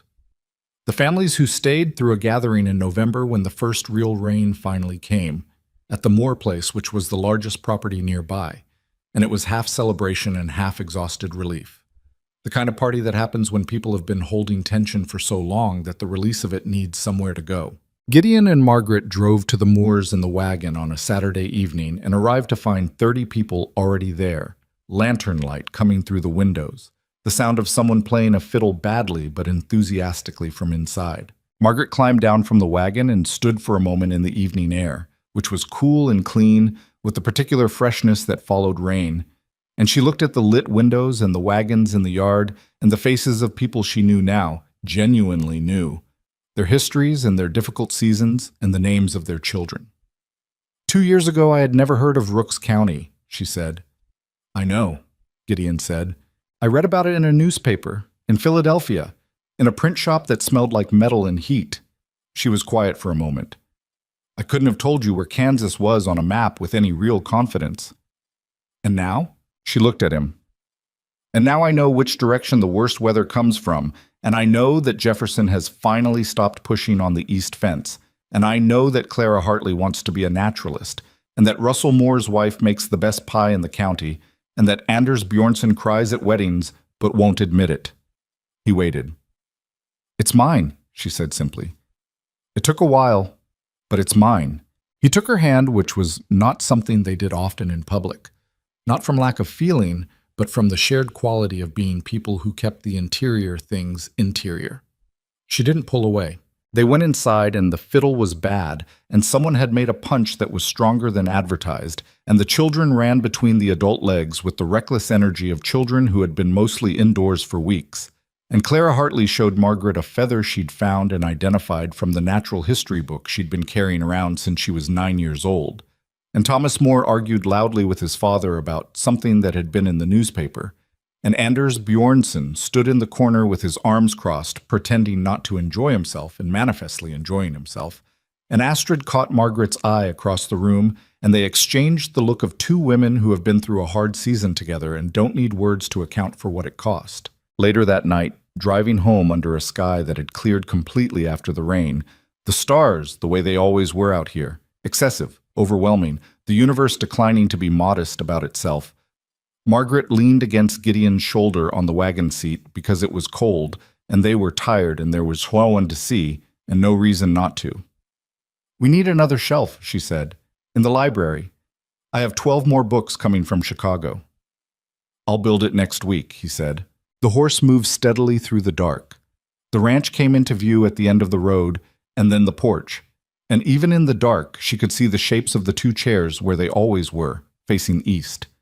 She'd started to find them comforting in a way she hadn't expected, not as a symbol of anything, just as a physical fact of her life, part of the landscape that was hers now. They had 2 children by then, a boy named James who was 2 years old and had Gideon's stubbornness and Margaret's precise dark eyes, and a girl, Eleanor, who was 4 months old and whose character was still too early to assess, but who had already demonstrated, in the opinion of everyone who met her, a very determined quality to her crying that suggested she knew exactly what she wanted and intended to have it.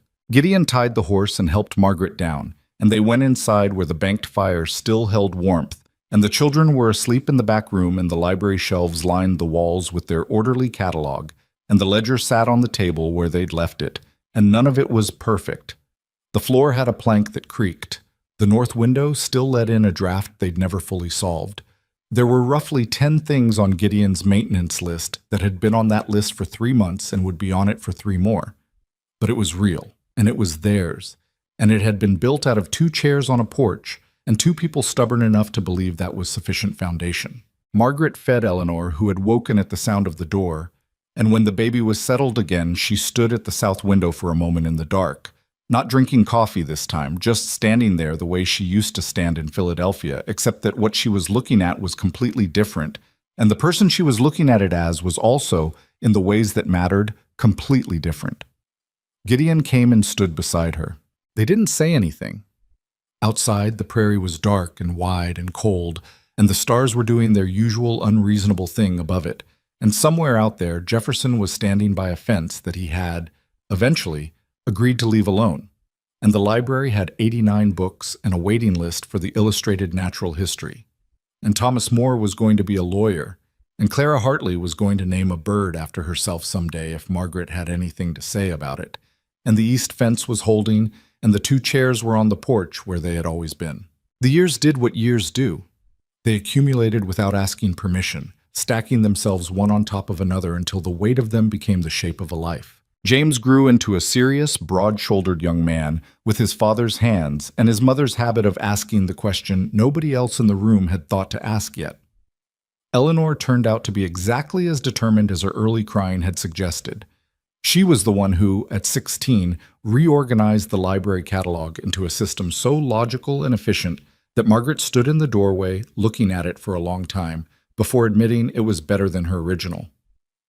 Both children grew up understanding that the ranch was a thing you maintained by paying attention to it, that the library was a thing you maintained by taking it seriously, and that partnership, real partnership, the kind their parents had, looked like 2 people who disagreed regularly and productively, and neither of whom ever stopped listening to the other. The library moved out of the ranch house in 1891 into a small building that Rooks County helped fund after a proposal Margaret submitted to the county commissioners.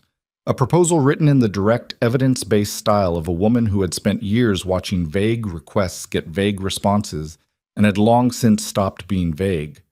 The building was modest, 2 rooms with shelves on every available wall and a reading table in the center and windows on the south side that let in good light through the afternoons. The collection by then was over 400 volumes.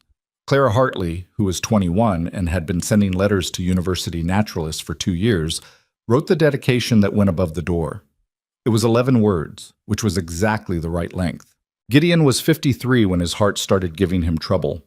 He didn't mention it to Margaret immediately, which was a mistake, and which she identified within about 4 days because she was not a woman who missed things. And the conversation that followed was one of the harder ones they'd had. Not angry exactly, but with the particular tension that comes when one person has been protecting another person from information, and the other person has noticed and does not find the protection useful or welcome. "You were going to tell me when," she said. "When I knew what it was," he said. "That is not your decision alone to make." "I know," he said. "I know that. I just—" He stopped. He was sitting at the table, and she was standing across from him, and neither of them was pretending this was a small thing. "I didn't want you to worry before there was something specific to worry about." "Gideon." She sat down. She looked at him directly, the way she'd looked at him across ledgers and plans and 30 years of ordinary days. "When you are sick, I need to know. Not because I'll fall apart, because I won't, but I can't help with something I don't know is happening." He looked at his hands on the table. They were the hands of a man in his 50s who had spent his adult life doing physical work, scarred at the knuckles, thick at the palm, the kind of hands that told a story just by existing. He turned them over and looked at both sides of them, which was something she'd seen him do when he was thinking through something he didn't have ready words for. "I was afraid," he said, finally. "Not of being sick, of what it meant to you, everything we built. I didn't want you to have to start worrying about what happens if—" "I've thought about what happens," she said quietly. "I've been thinking about it since you were 40, and you fell off the north fence and scared 10 years off my life. It's not a thought I can choose not to have." She reached across the table. "So let me have it with you instead of alone." He turned his hand under hers. "All right," he said. The doctor in Stockton gave him manageable instructions and a list of things to reduce and things to stop, which Gideon complied with in the imperfect way of a man who understood the necessity but couldn't make himself care about all of it equally. He stopped the heaviest physical work and gave more of it to James, who had been effectively running the cattle operation for 2 years already and didn't need to be told how. He kept writing, kept the morning checks, kept his hand in the work because the work was the structure of his days, and removing it entirely would have cost him something that wasn't worth the trade. He and Margaret still sat on the porch in the evenings when the weather allowed, which it allowed more often than people who'd never lived on the Kansas prairie expected. The chairs had been repaired twice over the years. New back slats on his, a replaced front leg on hers, the wood re-oiled when the surface started drying out in ways that would eventually crack, but they were still the same chairs, essentially, the bones of them unchanged. They faced east, as they always had, toward whatever the morning was going to bring. The conversations on the porch had changed in texture over the decades. Early in the marriage, they'd been substantive, strategic, about the ranch and the library and the county and what needed doing. Later, they'd added the children, the way parents discuss their children when they're young, and you're constantly mid-problem, then mid-solution, then watching the solution become its own new complication. Later still, the children had grown and left, and the conversations had become something quieter, less urgent, more like the talk between people who have said the important things enough times that they don't need to say them constantly, and can afford to just be in the same space and let the silence carry some of the weight. In his last years, Gideon talked about the advertisement sometimes. Not often, maybe 4 or 5 times, in the way that a person returns to the things that still interest them even after decades. He'd think about the particular formulation he'd used, why he'd said what he said the way he said it, whether a different version of it would have reached a different person entirely, or whether Margaret was the only person who would have written back to the specific strange thing he'd tried to say. "What if you'd used different words?" Margaret asked him once, on the porch, in the particular golden light of a late September afternoon. James was running the fall cattle work. Eleanor was in Topeka, where she'd been teaching secondary school for 3 years after finishing her own education at a women's college in Ohio that the county library had, not incidentally, helped prepare her to qualify for. "What do you mean?" Gideon said. "The advertisement. If you'd written the standard version, the one that listed your assets and asked for a woman of good moral character. Would I have written back?"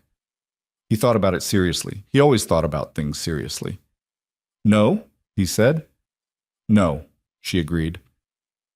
"You would have seen 100 of those," he said. "You set type for papers. You'd read them enough times to know what they were." "I had read them," she said. "I'd set type for 3 of them in the same month yours ran. Standard notices. They all sounded like want ads for livestock." She looked at the prairie, which was doing the September thing, the grass going to its fall colors, amber and brown and a dark, persistent green in the low places where the moisture held. Yours sounded like a person. I was trying to, he said. You were terrible at a lot of things when I arrived, she said. The kitchen storage was genuinely irrational. You oversalted everything. You had a habit of finishing other people's sentences that took 3 years to break. I know, he said. You told me. Multiple times. Multiple times, he agreed. You were also terrible at asking for help when you needed it. You still are. You reorganize things without telling me and then act surprised when I can't find them. And you have never once admitted to being cold when you're clearly cold. I don't get cold, she said. Margaret. I run warm, she said. He looked at her with the expression he'd had for 30 years, the one between amusement and something more than amusement, and she looked back at him with her expression, which was the one that was pretending not to be pleased and wasn't entirely convincing. It was enough, he said after a moment. What was? All of it. The irrational kitchen storage, and the 30 years and the chairs. He looked east the way they both looked east when they were on the porch. It was more than enough. It was more than I knew how to want. She didn't say anything for a moment. The wind moved through the grass in the usual way, and the light went gold and long across the flat land, and the two chairs held them side by side the way they always had. The second chair was empty for a long time, she said. It was, he said. You weren't worried? I was specific, he said. There's a difference. He paused. And I was worried. I just decided to build the chair anyway. She took his hand there on the porch in the September afternoon, and they sat like that until the light went and the air got its evening chill, and she stood up and told him to come inside. Gideon Hale died in the spring of 1906, quietly, in the house he had built, in the bed he had shared with Margaret for 25 years.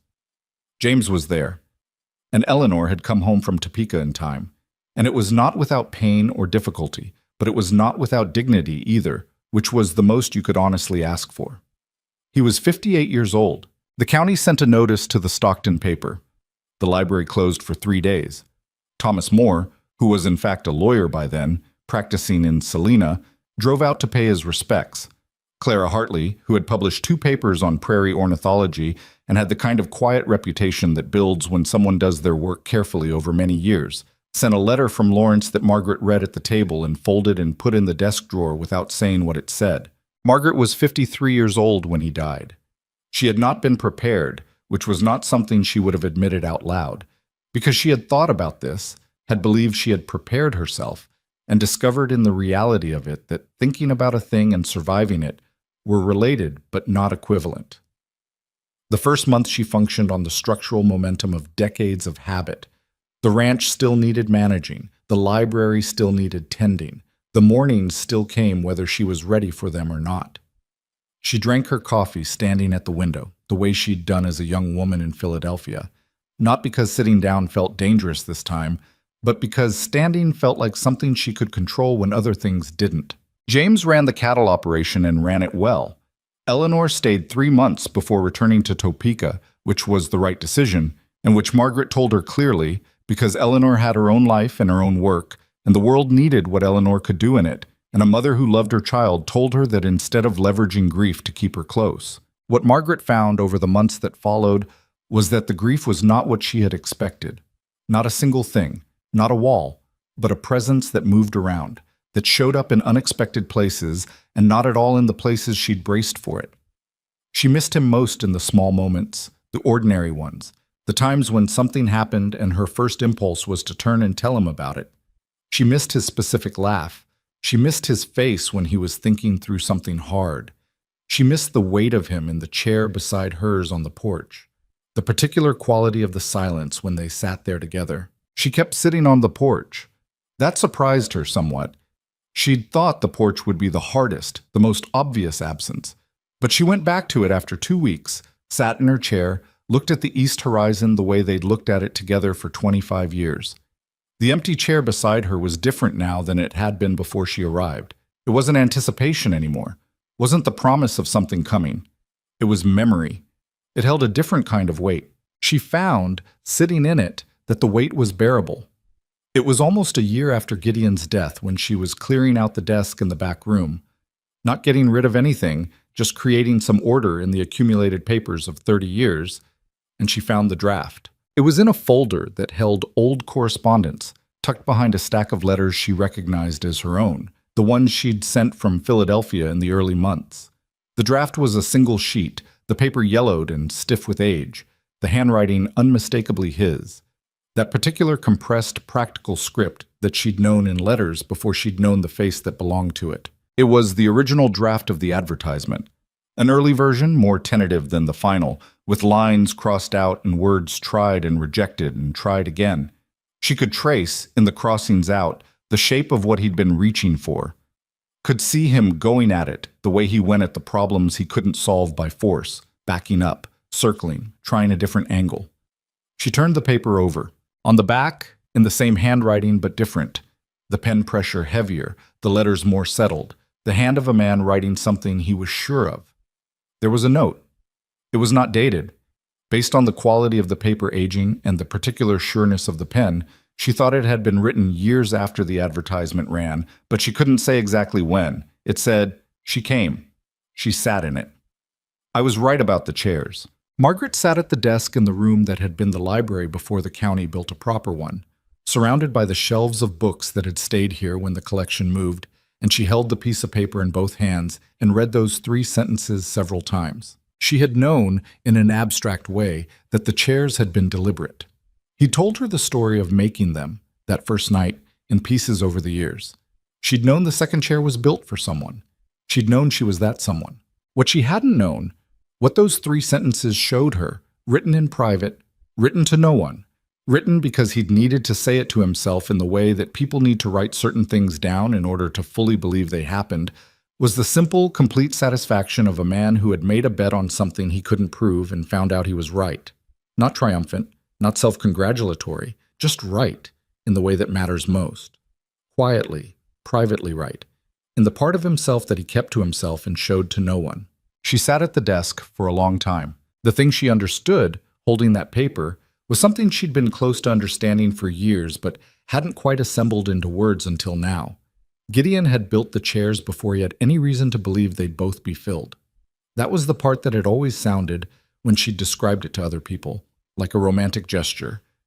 The lonely homesteader and his empty chair, the faith of it, the sweetness. But it was not a romantic gesture. Or it was not only that. It was something more specific and more useful and, to her mind, more genuinely admirable. It was a decision, a choice made in the absence of evidence, based on nothing more than a clear-eyed assessment of what he wanted and the decision to act as though it was possible rather than wait for proof that it was. He had not waited to feel certain. He had not waited for someone to come along first and then built the chair to accommodate her. He had built the chair, and then he had gone looking for the person to fill it, and those 2 things in that order were not incidental. The chair was the commitment. The advertisement was the action that followed from it. She had spent 30 years watching him make decisions that way, at the ranch, with the cattle, with the hard seasons. He never waited for a situation to be safe before he engaged with it. He assessed what was true, decided what he wanted, and moved. The movement was never reckless. He was not a reckless man, but it was never paralyzed by the uncertainty that paralyzed other people. He seemed to understand something that most people spent their whole lives missing, which was that the certainty you were looking for didn't come before the decision. It came after. You made the choice, and the choice created the conditions for the certainty to follow. She had read his advertisement in Philadelphia, and she had written back to it, which had taken more courage than she usually credited herself with. She had gotten on the train, which had taken more still. She had sat in the second chair on the first evening before she knew anything about whether this was going to work. And that had also been a decision made in the absence of proof. 2 people, on opposite sides of a very large country, making the same kind of decision, not because they were certain, but because the alternative was to spend your life not making the decision. And that had seemed to both of them like a worse option. She folded the draft carefully and put it back in the folder. Then she went to the porch and sat in her chair in the April afternoon. The prairie was doing the spring thing, the grass coming back, the particular green gold of new growth, the meadowlarks making their argument in the middle distance. The east horizon was the same horizon it had always been, flat and enormous, and unconcerned with the human scale of things. The chair beside her was empty. She looked at it, the worn wood, the chair that had existed before she had any knowledge of it, that had waited for her through 2 Kansas winters before she arrived, that had held her in every season of her adult life, that had held him beside her for 25 years. She thought about the 3 sentences on the back of the draft. She took a breath of the April air, which was cold still at the edges, spring on the prairie always arriving later than you felt it should. She put her hands in her lap. She looked east. What they had built was not a monument to anything. It was not a love story in the way that stories told love. No grand declarations, no extraordinary moments strung together into a highlight reel. It was ordinary time made extraordinary by the quality of attention they had brought to it. It was 30 years of mornings and difficult seasons and arguments about kitchen storage and a library that 400 children had walked through. It was a boy who became a lawyer because a woman had taken his questions seriously. It was a girl who named a bird. It was 5 head of cattle lost in a drought that was survived because 2 people had planned for what the other would not have planned for. It was 2 people who were each, individually, not easy to live with, and who had built a life together that neither of them could have built alone. Not because they completed each other in some neat and symmetrical way, but because their particular incompatibilities had produced, over time, something better than either of their individual competencies would have achieved. The chairs were the same chairs. The wood had been repaired and maintained and was not the original wood in every part, but the chairs were the same. They were not beautiful. They had never been beautiful. They were solid and level, and they were built to last, and they had. Margaret sat in her chair on the April porch and let the Kansas afternoon do what it always did. Stretch out in every direction without apology, the sky taking up more space than felt reasonable, the grass moving in its continuous, patient way. A meadowlark landed on the fence post at the edge of the yard, stayed for a moment, left. She was 53 years old. She had 2 children and 4 grandchildren she hadn't mentioned yet because Eleanor had told her last month, cautiously. The way Eleanor delivered news, she wasn't sure how it would land. And it had landed fine. It had landed more than fine. It had landed the way things land when you are a person who has been around long enough to know that this is the part that matters. The ongoing part. The part that keeps going after you. The library had 412 books. Thomas More's oldest daughter had just started coming to the Saturday readings. The east fence was holding. She sat in her chair and she did not look at the empty one beside her with grief exactly, though grief was part of it, and she was not going to pretend otherwise. She looked at it with something more complicated than grief, with the specific recognition that an empty chair is not only an absence. It is also a record of everything that filled it. It is evidence of a life that was there, that sat in it, that chose it, that came back to it season after season for 25 years. He had been right about the chairs. She had sat in it. She was still sitting in it. And the thing he had been right about was not just that someone would come and fill the second chair, it was that building the chair was the act of faith that made everything else possible. Not the advertisement, not the letters. The chair, built in the middle of the night with no audience and no guarantee, built for someone he had not yet found, sat on a porch facing east in the dark. That was the real thing. That was the thing she had spent 30 years learning to fully understand. The wind moved through the prairie grass, and the meadowlark came back to the fence post, and this time stayed. And the April light went long and gold across the flat land in every direction, and Margaret Hale sat on her porch in her chair and watched the Kansas sky do its unreasonable thing, and she stayed there until the cold drove her in, which was later than it should have been. She'd left the empty chair where it was. She always left it where it was.